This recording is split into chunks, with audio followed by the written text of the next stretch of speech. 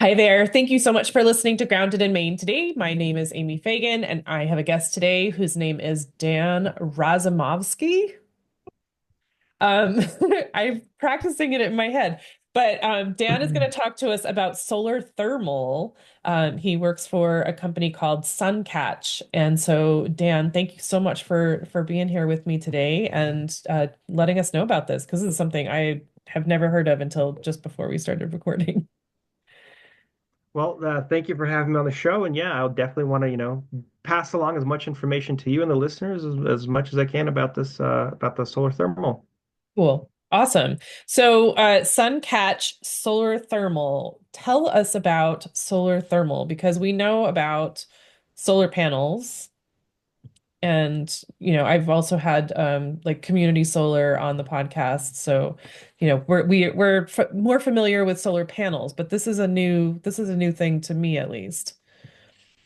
Okay, yeah. So the official by the book term is we're a split parabolic trough concentrated solar thermal collector. That's the whole shebang. But we produce solar thermal panels. And essentially, what solar thermal is, it's capturing the sun's energy, and instead of doing conversion to electricity, it's being converted into hot water, and then that hot water can then be used as a product. So, for example, on the solar panels, because you're converting, you're getting about about a 27 to 30% efficiency. Where with us, because we're not converting that energy, we're at a 95% efficiency. Um, Sorry, the thing that you just said, you said, oh gosh, The I forgot it efficiency. already.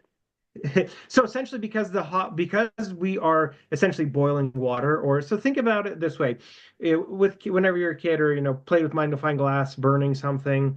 Essentially, that's what we're doing, where we are harvesting the sun's and we're heating sun's energy, and we're heating water with it. So because the on a solar panel, you're going from sunlight to then converting it to electricity, then that electricity is using to heat water or heat a house. By the time all said and done, you're about a 20% efficiency rate because of how much time is being converted. But with the solar thermal, so if you have thermal heat installed in the house, you are harvesting the sun's rays, you're turning into hot water, that hot water is heating the house. So you're because it's not converting as much, you are more efficient and you're using less of it. Okay. Because water will hold that heat longer, right? And you're Yes, saying it yes. like So and spins. yeah, so it's essentially it's like a coolant, something very similar which you have in your car, which has a higher boiling temperature, and that's what's ran in the system to be able to harvest that water and constantly heating and cooling, so that way it's properly properly stored. Okay. Where is it stored? So it's stored in a TESS, which is a thermal energy storage. Think of it as a big box type of a deal. The box would be it's about, say, 20 feet high.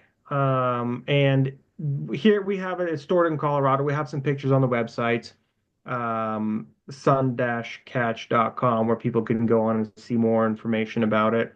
But the coolant is stored in there, and we have like a coil. So I don't know if you ever seen the show like Moonshiners, where they run the copper coil inside of and they run like the alcohol through, but essentially like a coil inside that thermal energy storage. So cold water goes in, hot water comes out.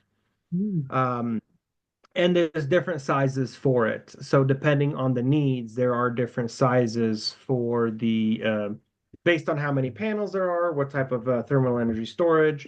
So the where it's installed now, they have a 5 ton and a 20 ton uh, test test system. So they're primarily running off the 5 ton, but Mhm. if they needed to switch over to the bigger one, they could. Okay. And so so you were telling me before we started recording these panels are they're very large. Yes. And you were saying they're better for like land. So they are. So the size is 8 feet by 18, and that's one panel. And then we have 10 of them in one row. So it's about 120 feet in length for one row for these. Land is the ideal installation, but this can also be installed on top of a car parking lot to where it can be used as a shade plus protection, or it can be installed on a roof, depending, of course, on the building, and having the proper design. So if it's a new building, the weight load can be designed for that. If it's an existing building, this can be built on top of cars and cars can park underneath it, like they do now with the solar panels that they'll have where it's in parking lots essentially. Okay. And um so a typical, I know you were talking about like really big houses, but so if a typical person's house, like I'm just trying to figure out like if one panel, you said 8 by 18, how Yes. much does that generate? Like, does that make sense? So we have a on our website we have a full on sheet that shows how much it's generating. It goes by what you're looking for and what you're looking to achieve. So if you have a house that you're looking to supplement the heat, or you're looking to supplement not to have a full-on system to where if you're looking, okay, hey, I want to install a thermal, heated floors, or I want to install for it's providing hot water, then one panel would be something that you can use. If you're looking to be fully sustainable, then it's based on the square footage on what you need in order Right. um, to get that. Sure. That makes sense. Okay. And then I definitely want to, this is just fascinating to me. I mean, it feels like a very, very new, but also not really new. Um, Yes. So yeah. Because the I the haven't heard about this and I had solar panels on my house in Maine for well 9 years now almost. And so that I'm been aware of that and we know about solar panels, but like this is not, you were saying this isn't necessarily new, but correct. something that you've So been yeah, perfecting. this technology can be traced back to ancient Greece as far as using to heat. And I don't know if the story off the top of my head, but they were Come essentially on, using it Dan. to Sure you do. they're using it to burn the sails like as a reflector. So, but the first documented patent to use parabolic troughs to produce electricity was in Germany in 1929, and then it was abandoned because of World War One. And then so the best way I can explain it is there are multiple ways to build this type of system. So out here in Colorado, on Highway 93 that goes between Golden and Boulder, there was a competitor, and their panels are about 40 foot in height. And they were high pressure, high temperature. So we're low temperature. So we're under 200 degrees Celsius, where the industrial that people have used for these parabolic troughs, they're, anywhere from 400 Celsius to 600 Celsius, to where it's a lot more. They have to have a fence around it because someone can beyond third-degree burn if they Oh, stick their hand on the panel. Where with us, if somebody touches the panel, they're not going to get burned. And they actually wind is a big factor for these, where the panels actually fell over because of how much wind we get oh, through here. We had our panels get tested at 150-mile-an-hour gusts that we've gotten through here, and they're still intact.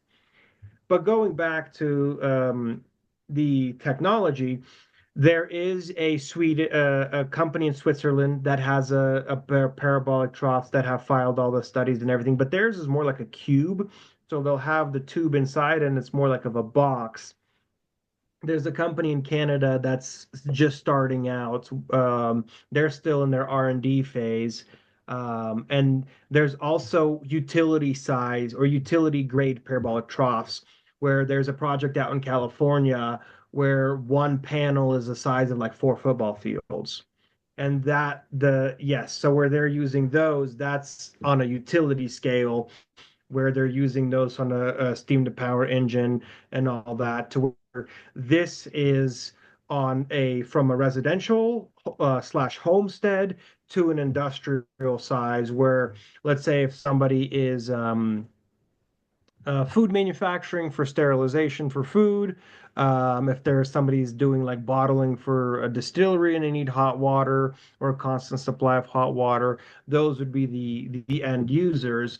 The best way I can compare it to that we happened in our recent technology advancements would be like the hybrid car. So the hybrid car came on the market in the United States in 2001. And it was Toyota. Toyota released 30,000 Priuses their very first year. Now they are over 10 million hybrids sold. Prior to that, Thomas Edison and Henry Ford were working on an electric vehicle, but they didn't succeed just because the battery capacity wasn't there. In the 70s, they tried working on hybrids, but the technology wasn't there. With our system, what we have developed, it's been over 5 years of research and development, with over $1 million invested into it, and that's personal plus grants. One of the things we got was a USDA grant to be able.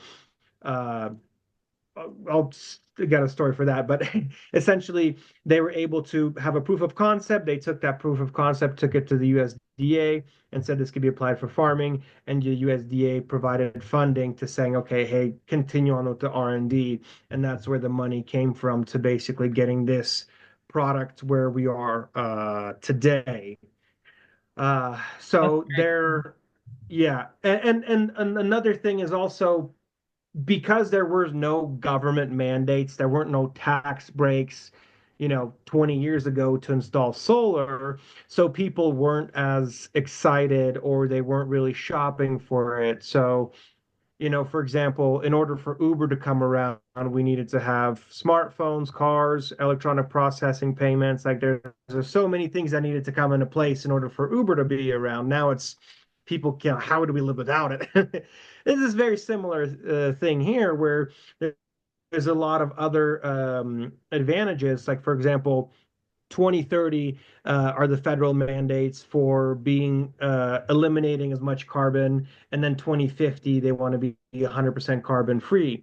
There are tax breaks available, and right now is the best time because it's the highest percentage that they're giving as far as tax breaks to businesses.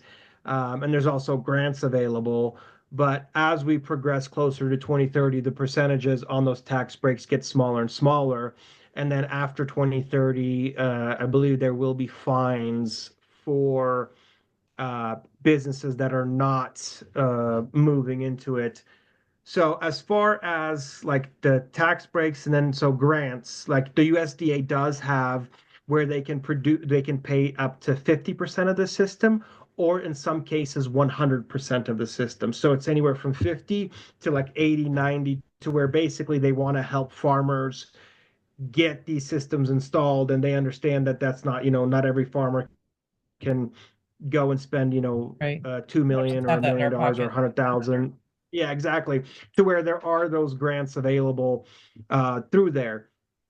Other grants that are available as well are through the energy office. So there was a climate con, which is an event that happens here in Colorado. And I met with a lady that worked in the energy office, and she goes, "Yeah, in the Colorado energy office, not the Department of Energy. Each state has their own energy office." And she goes, "Yeah, we have money sitting around for businesses to get green technology." But she's like, one, there's not really, the energy office doesn't provide like a list saying, here's our vendors here's technology you can install. They basically say, hey, you show up with the plan, you tell us what you want to do and everything, and then we will give you money to do this. So, and yeah, every office has that. Um, there's another program called CoPace, but they're all throughout the United States. I think I want to say like 21 or 30 states are participating in it, but they're continuing to grow.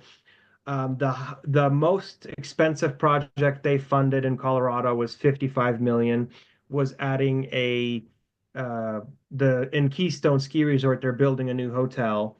And then the highest one that they funded thus far in all of the United States was in California for 103 million. And I'm not exactly sure what that project was, but they like the on the low end side, they funded a organic farmer like 25,000 or $30,000 to get green technology. So it's they do small projects in that nature up to hundreds of millions of dollars. Interesting. Wow. And it just that my brain is stuck on the fact that you were saying that you talked to the women in the energy office in your state, and it sounds like they have this money available, but they're not advertising that they have the money available. So you have to like go to them and say, I'm looking for money. And then they're going to be like, oh, hey, I've got this right here. But like, I don't know. Yes. It's a weird thing that people, the whole like, you have to know who to ask for help. And you can't just say, I'm looking for help. And they would be like, hey, we got money. Yeah, so there's a concrete plant in Ohio that was looking to put this on their plant to help, becoming more sustainable and more green. And I spoke with the energy office there in Ohio, and he told me, he goes, yeah, we have money. He goes, well, it goes whenever you, because that concrete plant was still in construction. So what they do is they go through and they do an energy audit. They see what your, electricity bill is per month, what your natural gas bill is per month, or whatever those are. And they say, okay, if we give you this money, how will your bill decrease? So, for example, if we have a food manufacturer and they need it to sterilize, and they say, hey, right now we're using electricity or natural gas to heat our water, and our natural gas bill is 10 grand a month. Well, if we install this system, it's going to go instead, and this can be as a supplement, or so say, okay, hey, instead of 10 grand, we're now going to be paying 3 grand a month. We'll still have natural gas as a backup, but primarily we'll be using this system. Like, okay, hey, you're going to save significant amount of money, then we'll give you this to install the system so you can be um, more carbon neutral. And when I spoke with the individual at the in the Ohio Energy office, and he's like, "Yeah, we have the money." He goes, "We just need to do these things, these steps." And he goes, "Call back." He goes, I'm not going to say that we will have it for you, but we have it." Like that was his way of saying, like, so I'm it's gonna there, tell you but we have it, but it's not going anywhere. yeah. So and it was like I got a call back within a matter of a few days after leaving a voicemail. So they're very, very responsive for that. So and they're um they're very helpful, but like we reached out to the one in Colorado, and I was on a call where they were essentially discussing the grants, and there was less than 20 people on that call that were looking for funding for that. And I was on there trying to, you know, in not advertising myself, but asking questions of how I can help out. And we've asked, like, hey, do you have a list, like an official list that you say, hey, we have solar panels? Like, no, we can't advertise any company per se to saying, hey, this company can help you out, go use them. They have to remain neutral, which it's also like, okay, what can I do on myself from, to get the name out there for Right. them? Right. It's not, it's so difficult. I feel like we need I, more like access to how it all works, I think. Because I feel like I there's so much that yeah, I agree. There's the sites, they don't necessarily have as much information, but if they do, you got to dig, or it's on some sort of memo that is public information and it's 95 pages and it's on page 67, paragraph 3. Where that approximately, information, yeah, yes. yeah, exactly. And then if you don't read that, you don't know. Right, exactly. But I mean, so just talking to you before we started recording, Dan, you had said, this is something that, it might be a lot to take on for one household, but you were saying, if you have a neighbor that's interested in something like that as well, like you could literally share a system, Yes, so which is system can cool. be shared. So this can be if you have, neighbors that they, let's say, again, it's all depending on the size of the system. That's where it's going to go by sharing, and it can be four neighbors sharing one system, to sharing the costs. One of our goals that we're looking to do is going after developers to where when they're looking, so let's say in the colder climates, this can be something as heated sidewalks, this can be something as heating the house and providing the hot water. And then later, as we develop our technology, the add-ons like a steam to power engine that we want to build to our panels. So like a developer, when they're developing a community, they can have these systems implemented into them so they can be more self-sufficient. Or if let's say it's an apartment building, if they're building, let's say, 100-door apartment building, well, they can use this on the parking garage or on top of the roof or split it. And then they'll be able to heat the whole garage or heat the whole building. And like I was saying, as the technology progresses, it will be more and more um, adaptable and more people will want to implement it because it's solar technology it's a wide spectrum. It's not just solar panels, but solar panels have been so mainstream that everybody just that's the only thing they know.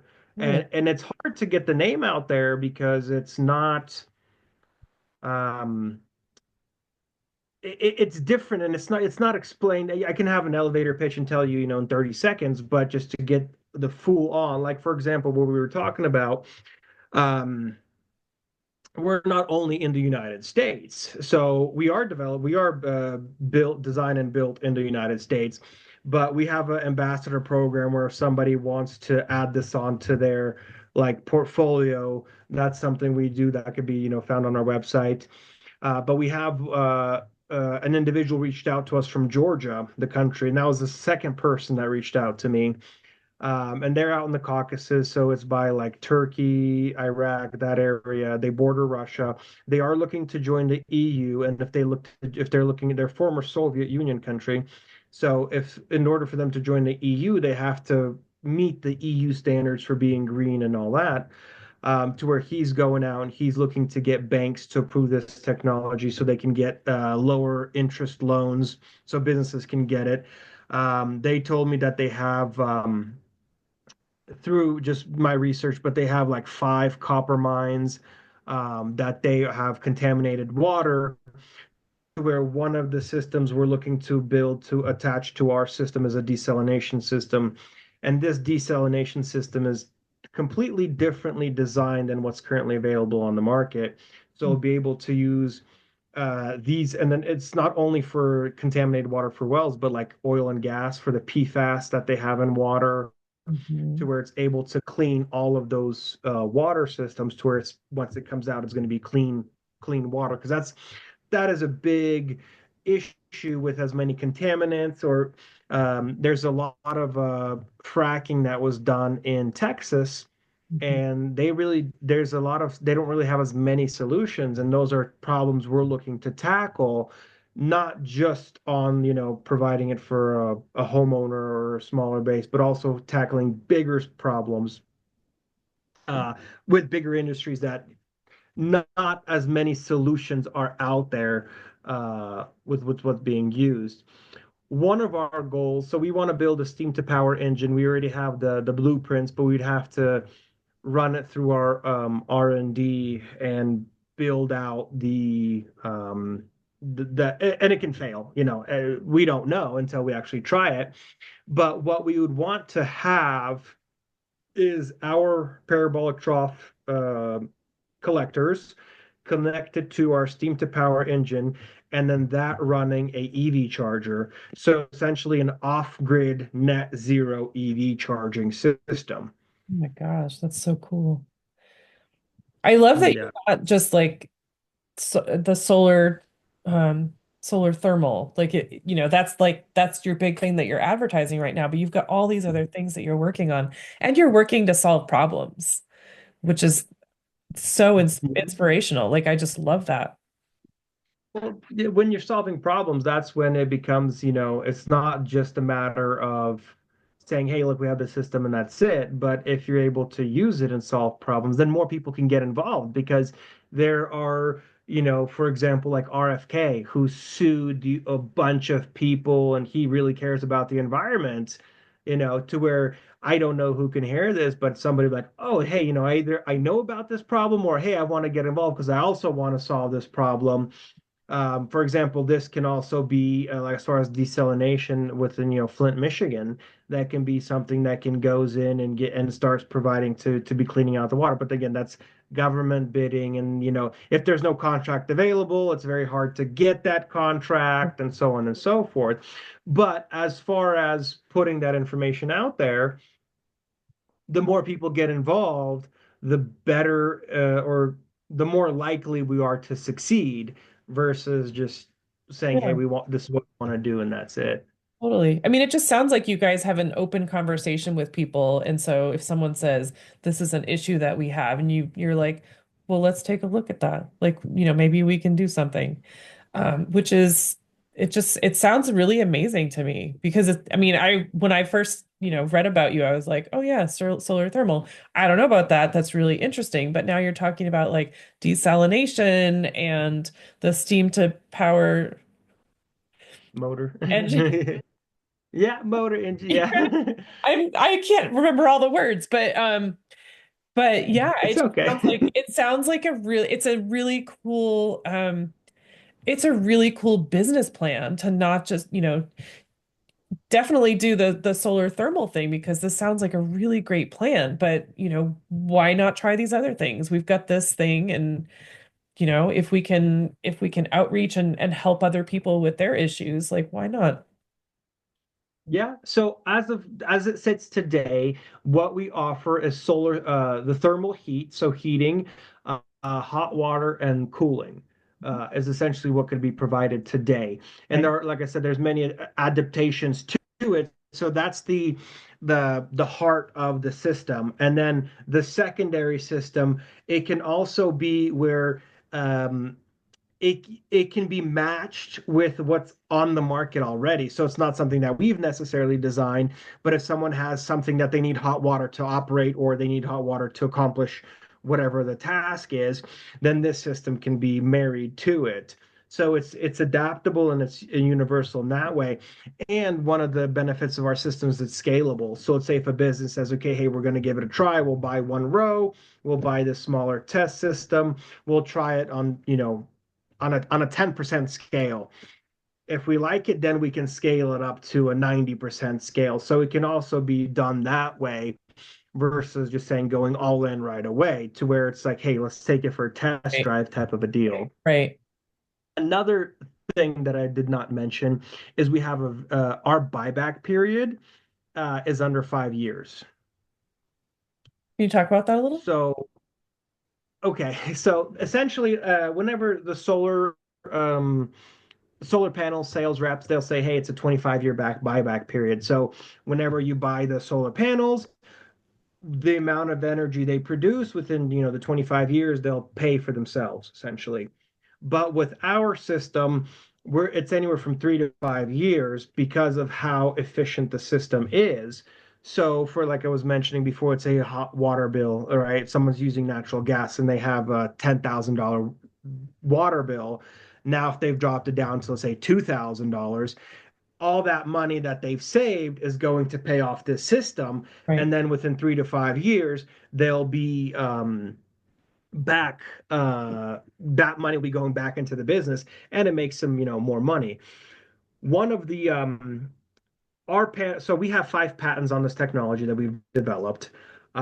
So there are, uh, we are able to develop a system to track the sun depending on where it's located at with a GPS and all that to where and this system can also be monitored remotely. So once the system is installed, we can go in and monitor. So if there's any errors, or we can see that right away on the back end from the, and this is all custom made system. And that what's really, because just to build a panel to have it reflect water or reflect the sun, that's a drop in everything else. Mhm. And then so if the system heats up, it's able to shut itself off, basically face away from the sun. And we have, let's say worst case scenario, let's say it gets damaged by hail, the reflective panels itself, where we do have a pre what's the word, like a pre notification system essentially, to where if there's hail in the area, or if there's saying possible hail, we can turn that system off where it's not going to get destroyed by hail. But if once the hail starts, we can go to shut it off, but that's already too late. So if we know, hey, there's been hail a mile away, well, hey, let's shut this system off because we might get hail today. And then when we're all clear, we can turn it back on. Even that, few hours with that system being offline, there's still hot water there, or there's still thermal energy there.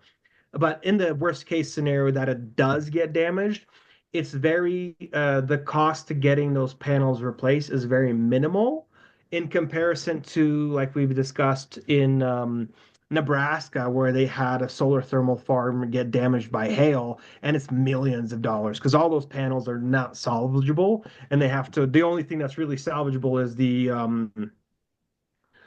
post that they're standing on, right? But that panel itself would have to get tossed out and then a new one installed. Yeah. But you said that was like hundreds of acres. Is that right? Yes, it was a big one. I don't know, but I remember there's like helicopter videos, but I think it's out of next to Omaha or Lincoln, Nebraska, where it was just a massive Mm. hailstorm that came through and just destroyed a big solar farm. Yeah. Oof. You brought up something that, oh, so you mentioned kind of briefly, and I forgot that I wanted to make sure to note this, but one of the things that you said is really different about these systems is that it will actually track the sun. So Correct. Yes. it will find the sun to absorb that. Yes. So there's two ways it can be installed. It could be installed north to south or east to west. So that way, if it's installed, say, north to west, so in the morning, it will basically be facing the east, and then by the end of the day, it'll be facing the west. So that way, it's and the movements are very, very minimal as far as the tracking goes. It moves by, it's like half an inch every half hour or something like that, like to where it's tracking in it. The system, whenever we go to, so like, let's say if a customer wants to purchase the system, what they do is they reach out to us. We send them a questionnaire. That questionnaire, asks for their address. And the biggest concern, or the biggest thing we have, is their exposure to the sun. So in Colorado, we have like 320 sunny days here. So we get a lot of sun. And this system is currently installed at like 7,200 feet elevation, where it's at. And that's where a lot of the R&D is happening, where we have the high winds, the snow, where it's been like 2 foot snow and all of that, to where the sun and the exposure for, let's say, somebody in the Pacific Northwest, they'll need more panels just because it's not as much sun exposure and they get a lot more rain. So that's essentially what we're looking at. And then what the end use is, what they're looking to replace, how many kilowatt hours they need, and so on and so forth. Right. Okay. So what does it do? What does the system do when it's not sunny? Like, does it just sit and looking, It or just sits there. Yeah. Well, does I it mean, fix a it's specific direction, like looking for well, it? once the sun has set, it will reset itself to where when the sun will come out. Oh, So, and yeah, and then during the daytime, so let's say the summer times, for let's say we had the where it's at installed, if the system's already reached its peak heat and it no longer needs to harvest the heat, the system just turns off and the panels turn away from the sun, so that way they're not continuing to heat. okay. Wow. Yeah, yeah. That's really cool. And so Yeah, and that's where. yeah, that's where we have the patented technology, and that's one of our advantages to competitors is we've already figured this out, where a lot of the people are still working out the kinks in that particular system. Yeah. Oh my gosh. So this is really, really interesting. I think that this is a really cool technology, and I'm so glad to learn about it. But so Dan, one of the things that so you were saying that now is the best time to get in on this because the tax breaks will be less in the years ahead. Yes, Um, yes, correct. I would want to say it's probably around like 35-40% at this point, but getting to closer to 2030 and even past that, it would be like 10%. So, and that's a big savings. If you're talking, say a $500,000 system, that's a lot of money that could be, right. saved from that. And tax breaks are one of them, but there's also grants. So there's the RIP grants, which is available to farmers That's that they called can RIP, apply for. RIP. RIP, yeah, like RIPE, but it's on the USDA website. Okay. And those are available to farmers or anybody in the agricultural space to do that. And of course, as far as the federal agency goes, the USDA is not the richest per se in comparison to some other ones, but they still have money available. And it's just a matter of going through the process. So if there is someone who is interested and needs assistance with the grants filing, how we've gotten this was the R&D to manufacture was through grants. So that's something we can help out as far as if somebody's interested in installing the system, we can assist with the grant writing and all that because it's not simple and it takes a lot. So there's That's a big definitely deal. That's a really big sell. I mean, if you're yes, interested in the well, system, you talk to you guys and you'll be like, hey, yeah. let's give you some, you need a grant, let's get that started. Yeah, yeah. I mean, it's looking for the qualifications and all that. So there is money available out there. There's money. It's just a matter of asking the right questions. And even so, let's say the Department of Energy. So let's say somebody has a business and they say, okay, I have no need for solar thermal, but I need solar panels on my business. Well, they can go and talk to them about that.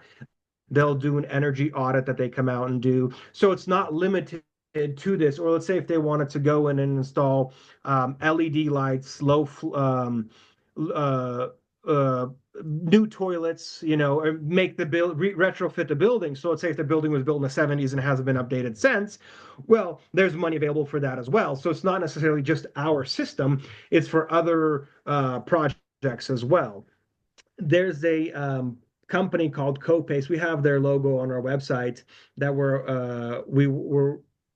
are like not a reseller, but we work with them. And they have them and all the different. I was talking about the where they funded the $55 million project. They essentially attach the loan to the property and the business, not to the individual. And they work with banks, like for example, they have like in the rural areas in Colorado where it's farming, they'll have the specific banks that are the farmers work with. They have over 75 different banks, small regional banks and big banks. And when they first started this program, the banks were really unsure of how this worked or whatnot. But once they've already got a few through the pipeline, that they were eager to do this type of funding for the business owners. Sure. There's like a template, like this is how it works, and this is all you need to do. That's really cool. Gosh, Dan. I'm so glad that we got And to talk. and I believe Energy Star is another one that have grants available. Oh, sure. So, Like appliances, it, Energy Star. well, the Energy Star is what they use to grade appliances, and Oh, that okay. is yeah. So they I believe they have some grants available too. So there's I mean with even ChatGPT, you can be asking what type of grants, but there's a lot of ways to research it. But again, if someone's interested, we can definitely help out if need be. Okay. Very cool. That's really awesome. I mean, I really appreciate this, and it's not like it's more than just learning about the system, which I think that solar thermal is a really cool option.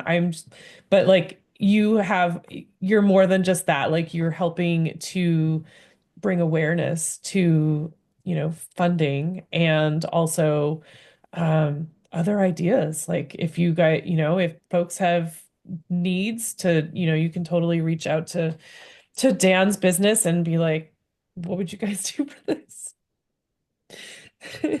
Yeah, It's not funny, but I just like that's wild that someone was like, well, what about this? And you're like, well, let's look into that. That's amazing. yeah, Like, I don't yeah. know what So, companies do something like that. well, the owners, the founders, the way this whole system came about, so they bought a patch of land in Evergreen, a few acres, which is it's considered rural area, and getting utilities to the land is the most expensive part. So they started looking for alternatives, and they couldn't really find any alternatives. So prior to this, they've owned a engineer firm where when people had complex problems, they'd come to them and say, "Hey, this is our problem. We need a solution," and they would design basically a turnkey solution for the customers.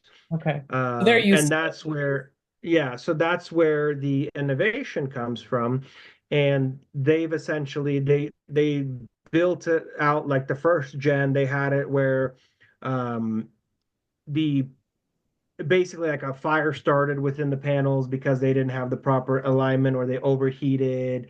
So there has been, hiccups along the way, but all of that now has been um all those kinks have been worked out. And it's a matter of also, the question is, okay, well, what needs hot water to use, besides just actual hot water, like what other systems, and then from there being able to seeing what problems we can solve, because it's a matter at the end of the day, it's about solving problems, and the bigger the problems, the bigger the end result, and then the more people can be affected by it hmm versus just on a smaller scale. right. Well, and just focusing on, not that it's a small thing, but focusing on solar electricity, if you're focusing mainly on that, it's a huge thing, but also there's still the hot water issue. And so if you're doing both, twofer, I'm a sucker for twofers. But it can manage both of those things, and you're also talking about cooling as well. Like, why not? Why Yeah, not? yeah, What else can you yeah. I do? mean, well, I mean, it's step by step. The heat to power and the desalination; those are essentially like phase two of the company. Mhm. The right now we're essentially getting out there and letting people know, since I could say that we're confident in the product, and the R&D phase has commenced in a way to where we're no longer trying to tweak it. We've tested it in the wintertime. So we've had the cold snaps here in Colorado, um, where we got down to negative 22 degrees Fahrenheit, where it'll drop down for a few days. And the tank went from, and this is heating a house that's 10,000 square feet. So the tests, the thermal energy storage went from 197 degrees to 179 in that time frame. And the system's outside. Yes, it has insulation, but it's also the panels are still harvesting the electricity and all that, to where even with those cold extremes, it's still able to perform and not have because they rely on that system 100% for their hot water Right. and for their heating for the house. Right. Okay. That's a huge house. Yeah, yeah. So But it's can more so just like a let's say a really big living room that they have. But they have like yeah, it was something that they've built out. The owner, he built it himself, so he was able to save a lot of money that way. Okay. Can you, okay, thanks, Clarence. Um, can you also just touch on we were talking before we started recording, you were saying the solar thermal system, if the power goes out, you still have heat for you have the electricity Yeah, for so yes, so I mean, as far as power the power itself, there's very um, you don't need as much power to run the system. It can be so you can put like a solar panel to have it to a battery to be able because it's pump that's running the pump. So you'll be able to have a redundancy installed in the system. But let's say for whatever reason, say the system goes down, or or even power goes out and it's not able to track. But the it'll basically be again depending on the test, the 5 ton tank that they have, and it wasn't 20 ton, it was a 500 and I mean sorry, a 5 ton tank and a 200 ton tank. So those are the two sizes that they have.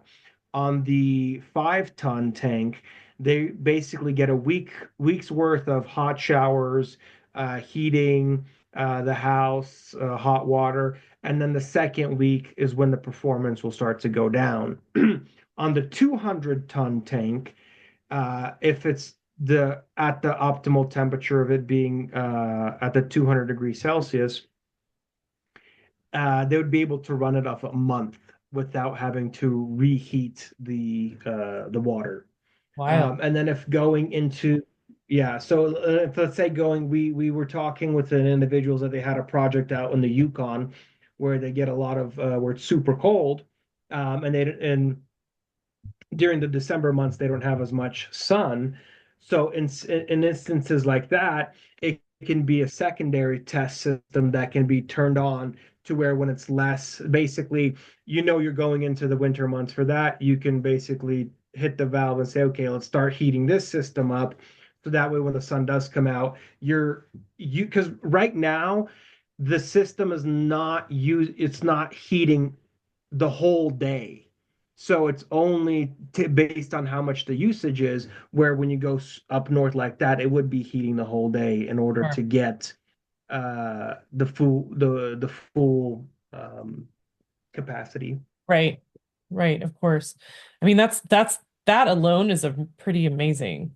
I mean, I just think about um I mean, I've mentioned before, like I got solar panels in October. This is a new house to me. It's like not even 1,000 square feet, but I face like totally south. So the sun is like beating down on the house. So I know in the middle of the day, like I don't need, I don't need the solar panels doing anything during the day really. But if, so if the power were to go out, I don't have the battery. I did not get the bank, whatever, to hold on to the Mhm. energy, to the excess energy. So if the power goes out, I'm just out. So this is really huge, that these will take care of the house for like at least a week to a month. That's crazy pants. Yeah, and it's also, but that's where the steam to power engine, or the motor, where it comes. So let's say if we have if we compare apples to oranges, right? So if we have an acre worth of land and we put solar panels, and then if we have that same acre and we put solar thermal, where the solar panels will only produce electricity when the sun's out, and then the sun goes away, it Right. won't be able to produce electricity, and you need secondary storage for lithium batteries or whatnot. Where with us, the energy will be stored in the test system, and the heat will be able to produce electricity at night from the steam to power, and then once the sun comes out the next day, it basically replenishes that system, so it'll be able to run it off to heat up that water again, so that way it's uh, always running essentially. Right. And that's one of it's a little bit more complicated than your solar panels, as far as the system setup and everything like that goes, and then just a lot more moving parts. but on the efficiency side, you'll be able to get a lot more out of it. That is really cool. Um, okay, so thank you for telling us all about that. This is really big. This is big stuff. But so Dan, when I say the word sustainability, what does that mean to you? Sustainability, it's a great question. To me, I look at it as not necessarily being green, in a way that is being, mainstream today. To me, sustainability is essentially being within oneself to be able to sustain yourself. And if it's a matter of if being off grid, or, to being one, sustaining yourself, but then it's also your actions of being sustainable, because there are actions that we can do to be more sustainable. Hmm. um where Let me think of an example here.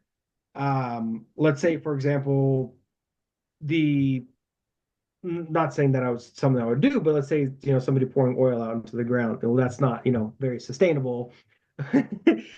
It's just an extreme example, Let's not but the even joke about sustainability that, be man. well, I just, you got to go to one extreme. But to me, it's also, when it's living a sustainable life, like, for example, plastic bags having reusable bags. And then if it's a matter of, if there's something that can be, bought once and reused, versus, or if something's broken, attempt to try to fix it first versus just to get rid of it and go buy a new one, to where those are the things. And it's a matter of what can be done to fix it one time, or to install it, to work it, versus just a constant. I guess it's not having a constant consumption of product, but also seeing what actions can be done on a daily basis to prevent, that consumption. That would be my answer. So I know. It's, uh, I mean, it's an interest. It seems like a simple question, but it's also very complicated because sustainability has so many meanings. And we all, a lot of mhm. us have, we try in many ways to be sustainable. So it's not just like one, because I will always say, like, I try to add less to the landfill. Like, I don't want to, you know, so like less plastic and less trash, like composting, recycling, and all those things. But there's also, there are so many other ways to be sustainable. So it's a big question. It's kind of a loaded question, really. And it's never really a short question, or never a short answer, I Well, should say. yeah, the answer, because it can go to so many ways. Yeah.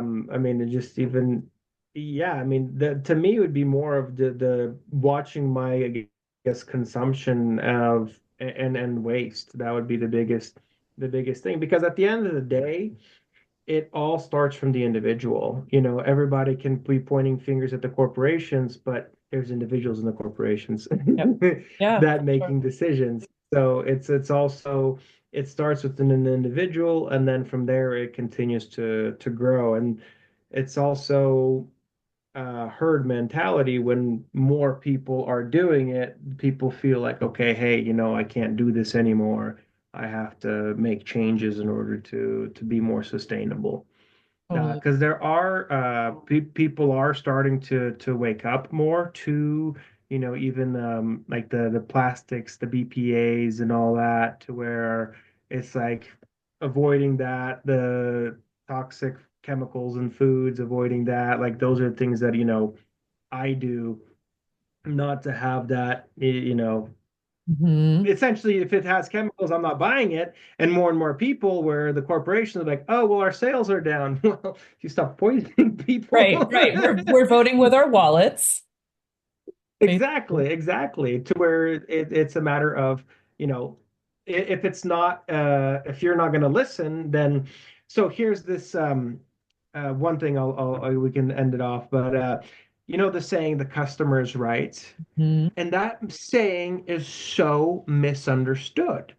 What people think what that means, or because I've worked in customer service, and I would always have to deal with, whenever there was an angry customer, the buck stopped with me.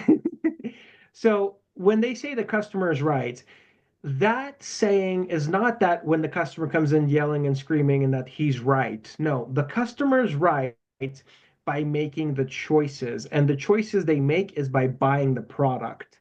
Mm, So if we look through history, so here's an example: iPod versus Zune.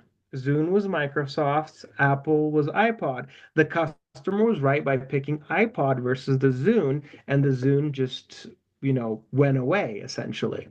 So, and I mean, there's a lot of corporations and a lot of products that people, or the Segway, for example, how, the customer is right by the customer picking the product, and that's how we vote with our wallets right, by being right. And that's how companies flourish, and how either companies or products, or, both, right, either they choose that way. And that's one thing that is really misunderstood, where companies, if they don't, then they will be left to die, because companies, if they're not following, there's companies go out of business every day, and sometimes the big ones that people don't expect. right, for sure. I mean, if they're not making people happy, then they're gonna vote with their wallet. Hmm. So Dan, if people want to learn more about solar thermal and the business and oh my gosh, Sun your business, and I just want to also just touch on, you said um that one of the sayings that you have with your business is Oh, sun the sustainability. sunstain yeah, we call it our sustainable system. Sustainable. Yeah, because uh split parabolic trough concentrated solar thermal collector Oh, it's that's a not your first little time saying that. yeah, so it's a tongue twister. For But sure. yeah, so our website is sun-catch.com. We have a Facebook page, Instagram, where we post stuff. And then I also post stuff on YouTube, where it's in my Instagram, it's Dan Razumovsky. So it's Dan and Razumovsky, Razumovsky, and that's my personal page. And on YouTube, where I've have videos posted where people want to go see how the system works and all that.